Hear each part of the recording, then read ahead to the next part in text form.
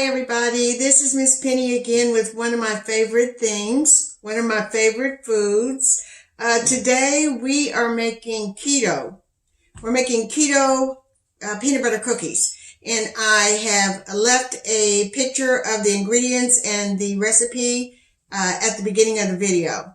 Alright, let's get started. It's a really simple recipe, doesn't call but for 6 ingredients total, and everything goes in at one time. That's the beauty.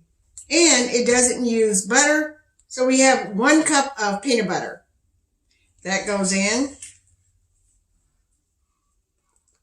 And this recipe is so good. It's chewy. On the inside, it is crunchy on the outside, and you're going to really enjoy it. It's a good peanut butter cookie. Will not be able to taste the difference. And here it is. A cup of peanut butter, any brand you want, and you can use crunchy if you want. This is smooth. 1 egg. Okay, we are using almond flour and 2 tablespoons of coconut flour and 4 tablespoons of almond flour, and that goes in. You know, I'm learning more and more about keto, and I'm realizing that the differences in most recipes is really irrelevant to the taste. So don't be afraid to go keto. It's much healthier, a lot more lower in calories. And these particular cookies is only 1 carb per cookie. Can't beat that. Okay, to that we are using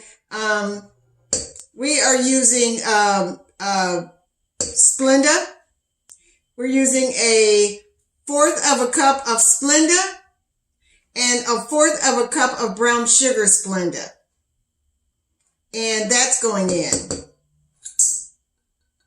So that's a half cup of sugar total. Half Splenda, regular Splenda, and half brown sugar Splenda. The only other thing we're adding to this is your vanilla. And your vanilla, we're going to use 1 teaspoon. Again, I've learned from my grandmother, I love vanilla as well as she does. And so we're using 1 teaspoon of vanilla. All right. Now that's it for this. What we're going to do is we're going to put it in the mixer and let it just blend. Probably maybe 30 seconds, not a lot. You don't need a lot of mixing time on this. And then after that, we're just going to scoop. So we'll be back in a minute.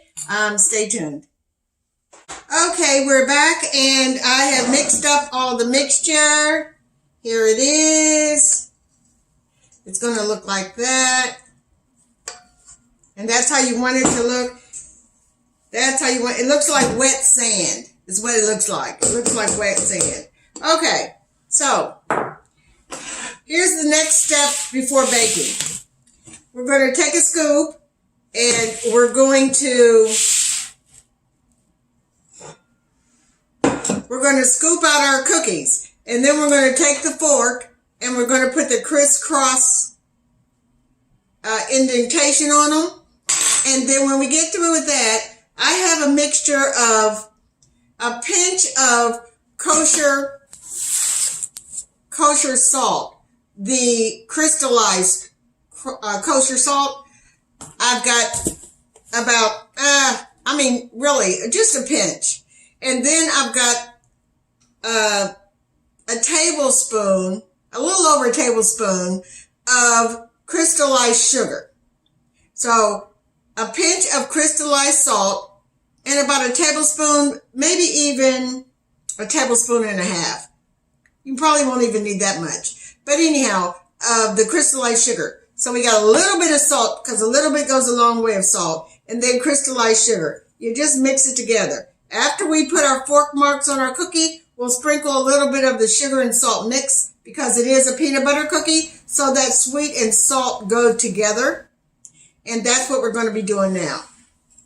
So we're going to be putting them, and you can make your cookies any size you want. I'm making them relatively small because I just want to. No real reason. You can make them larger. You can use a larger scoop, or if you don't have a scoop at all, you can just use a teaspoon or a tablespoon. And if you're not going to use a scoop, then you're going to need to roll your cookies up in a ball. When you use a scoop, it condenses it in the scoop. When it mashes up against the side of the bowl, it condenses it already. So you don't have to make a ball. But if not, roll it up lightly, roll it up, and then put it on your parchment paper, and then go ahead with your fork and make your crisscross marks on the top of it. Sprinkle a little bit of your crystallized salt and sugar mixture on the top, and then put them in the oven on 350. And it's going to take about, the recipe says it's going to take about 12 minutes. But I'll tell you when they come out exactly how long they did take. I'm using my big cookie sheet because I want to get them all, hopefully, all in here at one time and be done with it. But if not, use what you got. But it's a really good recipe, and if you love peanut butter cookies, you will love this because it's that easy. You mix it all together. You don't have to have a mixer. You can mix it together with your hand. That's perfectly fine because the ingredients come together relatively quickly. So that's it on that, and you're done. Set that aside, put that there. All right. Now, you're just going to take a fork and put a little indent in there. Doesn't matter how you do it. And you just do this until you get them all done. And they'll spread a little. So you have to put at least an inch or two in them. I've got mine about 1.5 inches apart, which I think will be fine, but we shall see. And that's all that is for that, and that's the last one. Keto cookies in general are pretty easy to make. Now I'm sprinkling my salt and sugar mixture on top. You know, it's good to taste that little bit of crystallized salt, but you don't want it overwhelming. So I wouldn't use all salt, even though the recipe says all salt. I find that that's kind of intense. But if you mix it with the crystallized sugar, it's the only sugar in the sugar cookies, in the peanut butter cookies. So, oops, forgot that one. So, you know, except for a few crystals of sugar, it's keto. So that's how it looks. And we're going in. I'll see you when they come out and we'll taste them. Okay, I am back and the cookies are out. They are beautiful, as you can see. And like I said, you can make bigger ones. I just like the small ones. So you can make the bigger ones. These are, all right, so I'm going to try one real quick. It's very light. It's moist, and as it cools off, this is still quite warm. But as they cool off, they'll be even a little bit crunchier on the outside, and they'll stay soft in the inside.